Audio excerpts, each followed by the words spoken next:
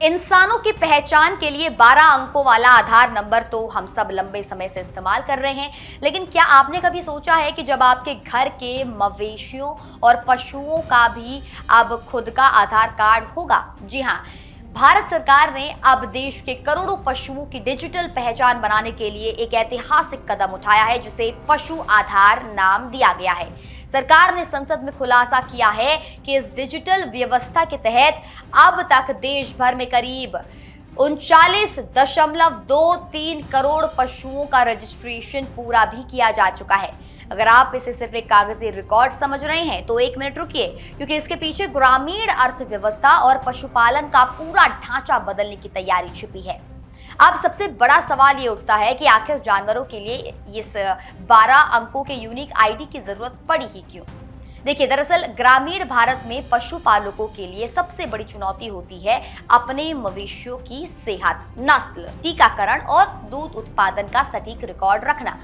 अब तक ये सब सिर्फ मौखिक बातों या पुरानी पर्चियों पर निर्भर था। पशु आधार के तहत हर रजिस्टर्ड पशु को कानों में एक खास टैग और 12 अंकों का यूनिक पहचान नंबर दिया जा रहा है। इस नंबर के जरिए उस पशु के मालिक का नाम, उसकी सेहत का इतिहास, बीमारी का रिकॉर्ड, प्रजनन डिटेल्स और उसकी दैनिक उत्पादकता सीधे भारत पशुधन पोर्टल पर डिजिटल रूप में दर्ज हो जाएगी। लेकिन कहानी यही खत्म नहीं होती। सरकार ने इस पूरे सिस्टम को पशुपालकों के मोबाइल से सीधे जोड़ दिया है, ताकि टेक्नोलॉजी का फायदा दूर दराज के गांवों तक पहुंच सके। इसके लिए 1962 ऐप की शुरुआत की गई है, जहां किसान और पशुपालक सीधे अपने मोबाइल से पशु स्वास्थ्य और सरकारी योजनाओं से जुड़ी प्रमाणित जानकारी हासिल कर सकते हैं। इसके अलावा अगर घर बैठे पशु चिकित्सा सहायता चाहिए है तो सरकार ने 1962 टोल फ्री नंबर भी जारी किया है, जिस पर कॉल करके डॉक्टर और एम्बुलेंस सेवाओं की मदद ली जा सकती है।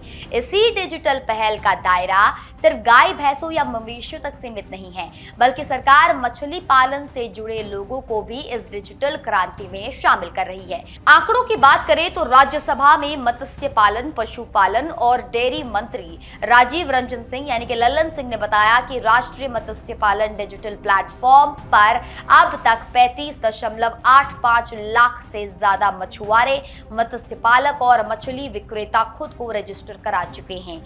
यानी दूध उत्पादन से लेकर मछली पालन तक पूरे डेयरी और जो भी ये सेक्टर है, इस एक डिजिटल अम्ब्रेला के ये पूरे नीचे आ चुका है और लाया जा रहा है। अब सबसे महत्वपूर्ण बात यह है कि इस पूरी कवायद से देश के आम किसानों और पशुपालकों को क्या हासिल होगा।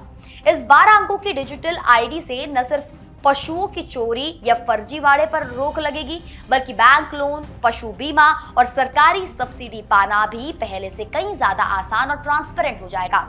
जब किसी पशु की पूरी मेडिकल और मिल्क प्रोडक्शन हिस्ट्री एक ही क्लिक में मौजूद होगी, तो बाजार में उसकी सही कीमत भी तय करना और आसान हो जाएगा।